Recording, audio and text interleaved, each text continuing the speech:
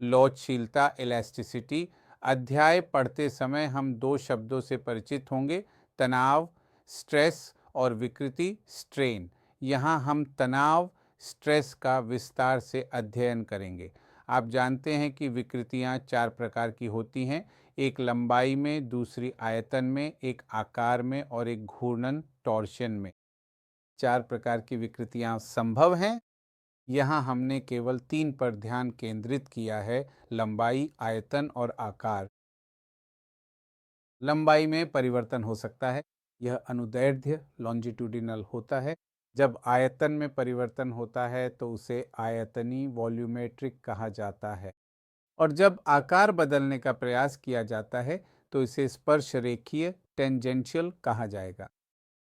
जब बल लगाए जाते हैं, विकृत करने वाले बल, तो अणुओं के बीच की बलें विकृति का विरोध करने की प्रवृत्ति रखती है। यह पुनर्स्थापना बल या अणुओं के बीच की बल जो प्रति इकाई क्षेत्र में कार्य करता है, उसे तनाव, स्ट्रेस कहा जाता है। देखिए, अनुदैर्ध्य तनाव, लॉन्जिट्यूडिनल स्ट्रेस का मतलब है कि कोई तार लटकाया गया है, लेकिन ज़रूरी नहीं कि वह लटकाया ही गया हो। अगर उसे क्षैतिज भी रखा गया है और आप उसे इस तरह खींच रहे हैं, तब भी वह अनुदैर्ध्य तनाव कहलाएगा। जब भी आप किसी सिलेंडर को खींचते या दबाते हैं, तो अनुदैर्ध्य तनाव उत्पन्न होता है। जब लंबाई बढ़ती है या खिंचाव होता है, तो इसे तन्य, टेंसाइल कहा जाता है। और जब आप इसे अंदर की ओर दबाते हैं या संपीड़ित करते हैं, तो इसे संपीड़न विकृति, कंप्रेसिव स्ट्रेन कहा जाएगा। तन्य तनाव और संपीड़न तनाव, इसी तरह हम विकृति, स्ट्रेन का नाम भी लेंगे। आयतकीय या थोक तनाव, वॉल्यूमेट्रिक और बल्क स्ट्रेस। आप गुब्बारे का उदाहरण लीजिए। गुब्बारे को इस तरह से दबाया जाता है, यानी आप उस पर सामान्य बल, नॉर्मल फोर्स लगा रहे हैं। आप एक सिलेंडर लें जिसमें गैस भरी हो और ऊपर की ओर एक पिस्टन हो जो हिल सकता है। अब अगर आप पिस्टन को नीचे की ओर दबाते हैं, तो आप सामान्य बल लगा रहे हैं और यह सामान्य बल आयतन, वॉल्यूम को बदल देगा।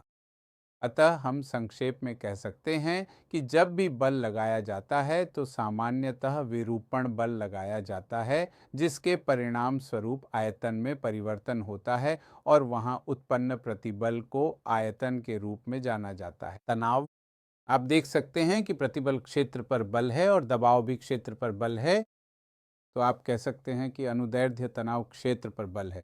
यदि बल mg है तो आप बल को mg से प्रतिस्थापित करेंगे।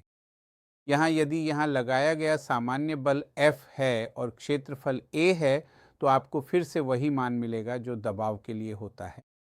अब एक उदाहरण लें, ट्रैक्टर के टायर का। बड़ा टायर, साधारण कार के टायर की बात नहीं कर रहा हूँ मैं, बड़े ट्रैक्टर के टायर या क्रेन के टायर की बात कर रहा हूँ। आप देखेंगे ये इतनी ऊंचाई का होता है।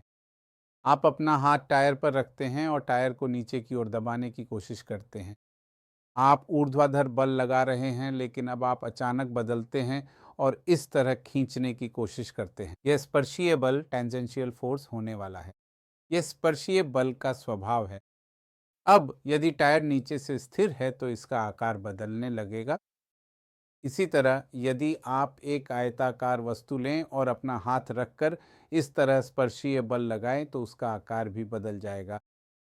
वहाँ भी आप स्पर्शीय तनाव को बल प्रति क्षेत्रफल के रूप में परिभाषित करेंगे। ध्यान रखें, स्पर्शीय शब्द को शीयरिंग, कतरनी से भी बदला जा सकता है।